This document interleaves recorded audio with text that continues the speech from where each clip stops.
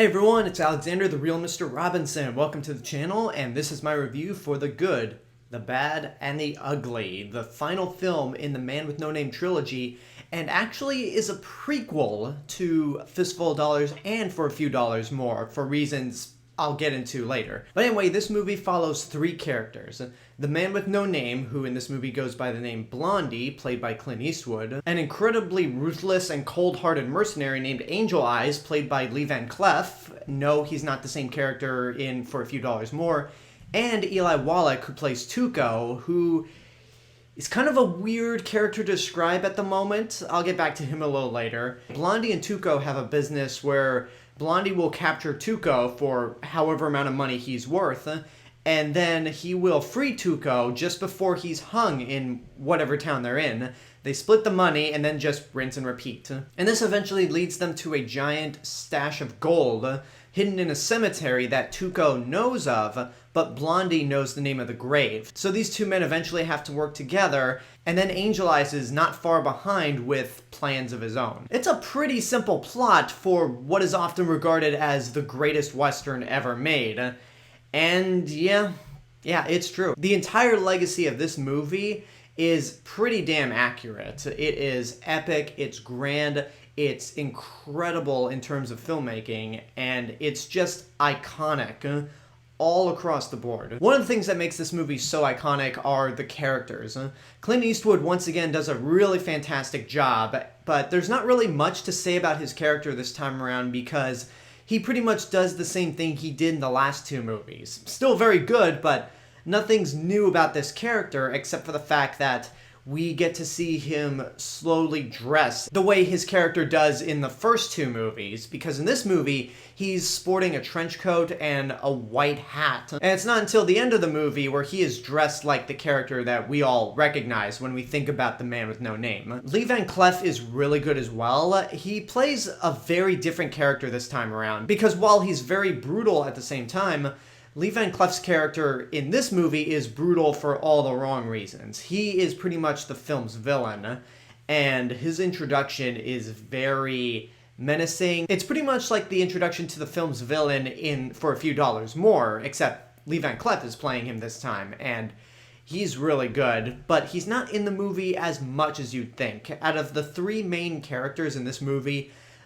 Angel Eyes is the one that really doesn't get a whole lot to do outside of just follow the other two characters. Which brings us to Eli Wallach as Tuco. And how do I even describe Tuco? Let me see if I can put it this way. Tuco is pretty much the Trevor Phillips of this movie. He's insane, he's foul-mouthed, he's a little unpredictable, and out of the three main characters, he is probably the most entertaining. Eli Wallach is just so committed to this role, and he is just a joy every time he's on screen. Every time Tuco is off screen, I'm not going to say the movie drags because there's a lot of great moments to it, but Tuco just elevates things even further.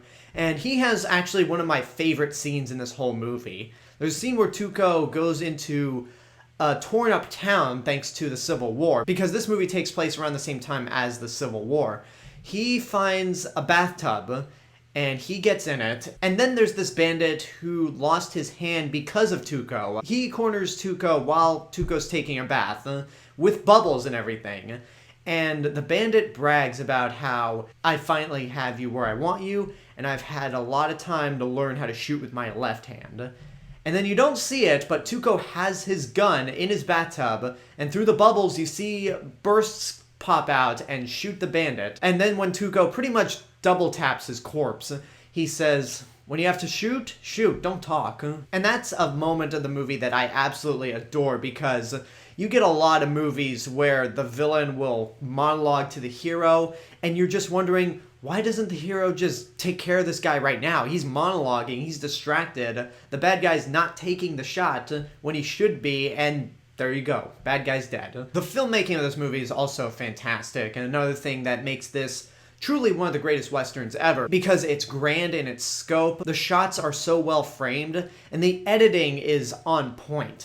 One of the best edited scenes is actually the big showdown at the end of the movie, where our three main characters are in the grave site where the gold is, and they're having this giant standoff. And the way we just cut to each of the characters as they're staring each other down is so simple, but it's so tense and so well done. And one of the things that definitely helps is Ennio Morricone's score, which this is the granddaddy of all Western scores, because the theme of the movie is just legendary. That wah wah wah wah wah wah.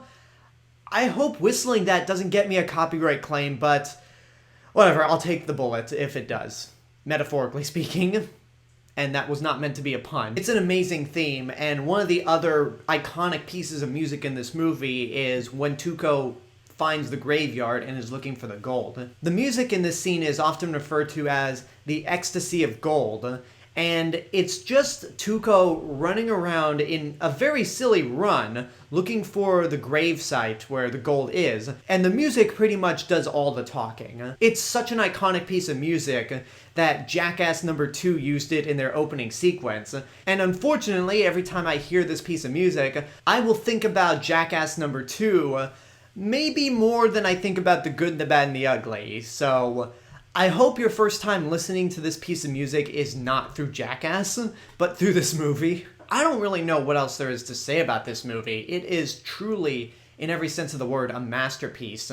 The only thing that could be kind of a roadblock to some people watching it is that it is almost 3 hours long, and you definitely feel the length with this movie. Honestly, out of the entire Man with No Name trilogy, I would find myself rewatching for a few dollars more than I would The Good and the Bad and the Ugly. But because the third movie is just so iconic, I can actually forgive the 3-hour runtime. And this is one of those movies that I will watch once in a while, not constantly, but because it's so well made.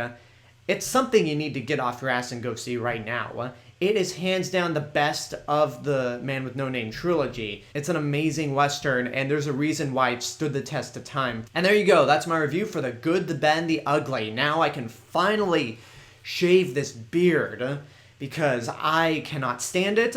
But I will mention one thing. Somebody asked me in my review for Yojimbo if I was going to talk about that film's sequel, Sanjuro, and yeah, why not? Why not? I own it, I've seen it, I'll talk about it next week.